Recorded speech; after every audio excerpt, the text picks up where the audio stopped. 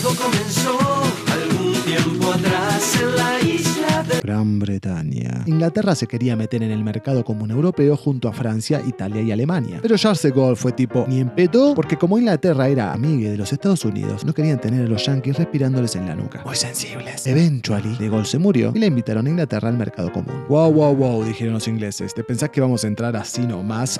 Antes de firmar, metieron una cláusula para poder salirse en cualquier momento del acuerdo en caso de que se pudra con alguien. Además, pidió no estar obligada a aceptar lo que votara el resto de los países del mercado común. Cuando en 1992 la Unión Europea aprobó el euro, Inglaterra fue tipo thanks but no thanks y se quedó con la libra esterlina como hicieron Suecia y Noruega. Y en general la opinión de la gente era que estar en la Unión Europea les convenía, hasta que en 2008 se fue todo al carajo. Con la economía en el horno, el euro se vino un poco en picada, el orden mundial se tambaleó, todos los países europeos hicieron lo que hacen siempre, echarle la culpa a los demás. En 2014, David Cameron prometió una Inglaterra más fuerte dentro de Europa. David y los Tories querían más controles inmigratorios, reducir la burocracia para el comercio, que la Unión Europea no lo joda si Inglaterra rompía algún derechito humano y cosas así. Mientras tanto, Nigel Farage, del partido ultraconserva UKIP, se armó un bondi y empezó a recorrer Inglaterra diciendo cosas como: Nos tenemos que ir, la Unión Europea nos está cagando, ya nos llenaron la isla de inmigrantes, yo le dije, después vayan a llorar a la iglesia. Y entre pitos y flautas el mensaje pegó fuerte entre la gente mayor y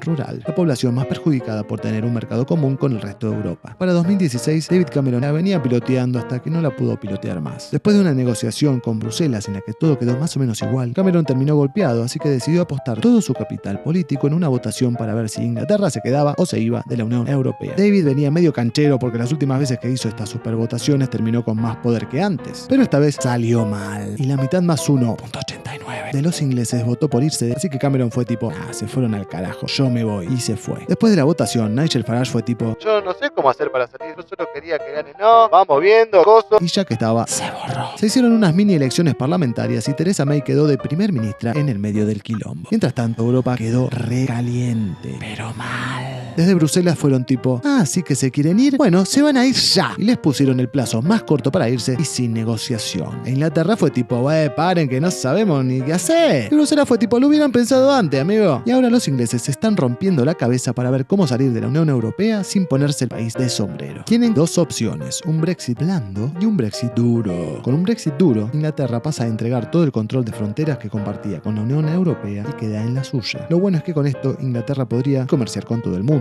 Lo malo es que como se iría del mercado común europeo, le van a meter más impuestos a los productos que entren y salgan de Inglaterra. Y como Inglaterra comercia mayormente con Europa, escabió. Con el Brexit blando, Inglaterra se quedaría en el mercado común, pero no sería parte del Parlamento ni de la Unión Europea. Pueden comerciar con Europa sin impuestos extra, pero no se puede meter en decisiones políticas. Esto también mantendría el libre tránsito de personas entre Inglaterra y Europa. A esta altura, Theresa May todavía no sabe bien qué tipo de Brexit quiere ni cómo negociar una salida que no deje a Inglaterra al borde de la apocalipsis económica. Desde el Consejo Europeo, Donald Tusk le tira bifonda.